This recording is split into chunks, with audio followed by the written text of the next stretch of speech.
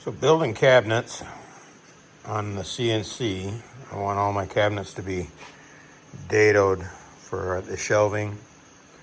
Makes a real strong cabinet and makes your shelves in a permanent spot, but they do real well that way, as long as you know what you're working with and you're going to be living with that.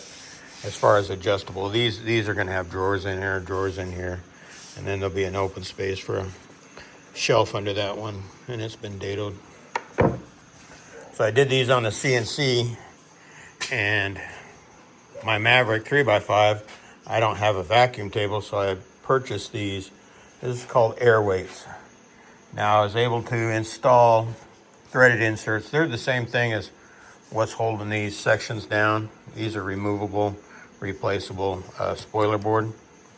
So underneath here, there's a insert that's drilled to space. I can lift this off, take it. I've also got them drilled. You can see right down in here, there's an insert there.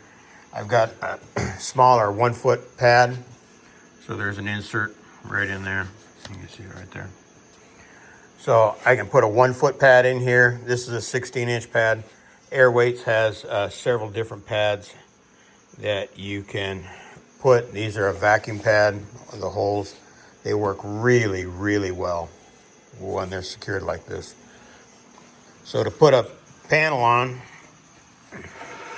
I'll take a panel and we'll get it over here on the table. That board there is just an end support, so it's the same thickness as my pad. So I've got scribed lines in my board that run down here. They help me line it up. So I've got my corner here, and I'll line up, eyeball it for the most part to begin with, and then I'll use a square like here to draw it up to the line. So I'll get it squared up to the line on these two sides.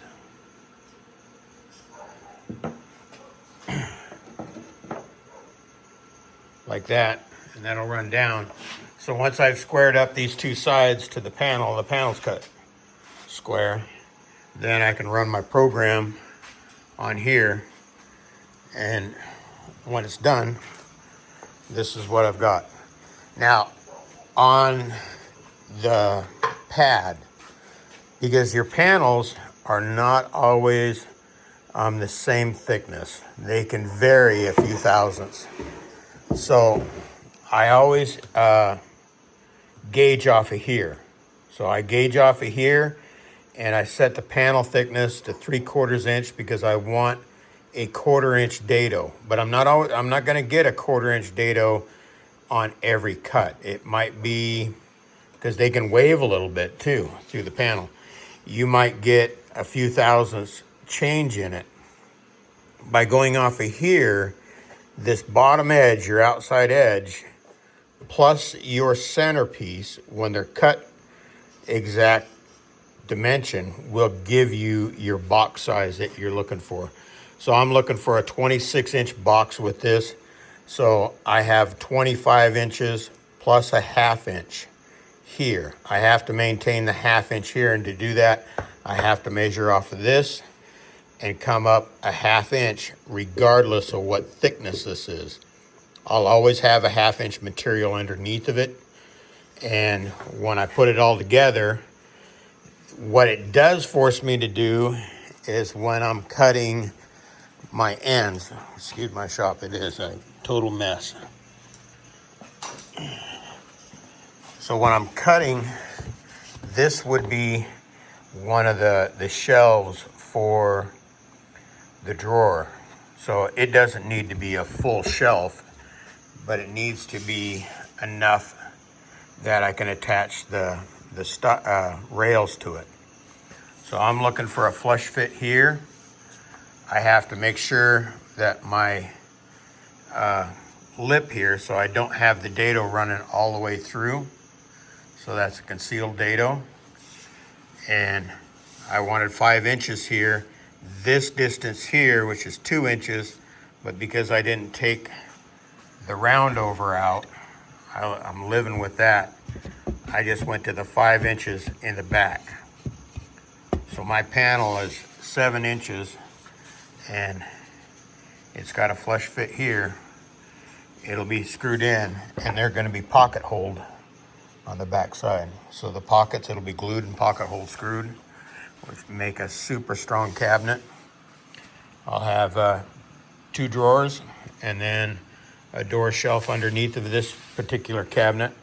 All my cabinets are, going to be custom to the needs I want, but that has turned my 3x5 into a vacuum table with these air weights. And if you want to reach out to air weights or look at air weights, you can look at those for setting up your own vacuum pads on a 3x5 table, and it kind of saves the time of doing an entire vacuum top. These you can also, because these squares in here, you can isolate down. They do have some plugs that'll plug in here, so I could still utilize this in smaller footprints.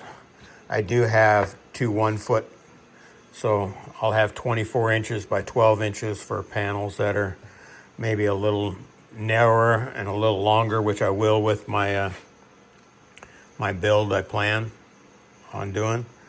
So I'll cut those out on here because my table saw doesn't span over 36 inches for a tall cabinet.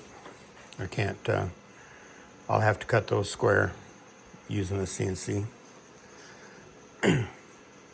Well, I hope that helps and gives you some ideas.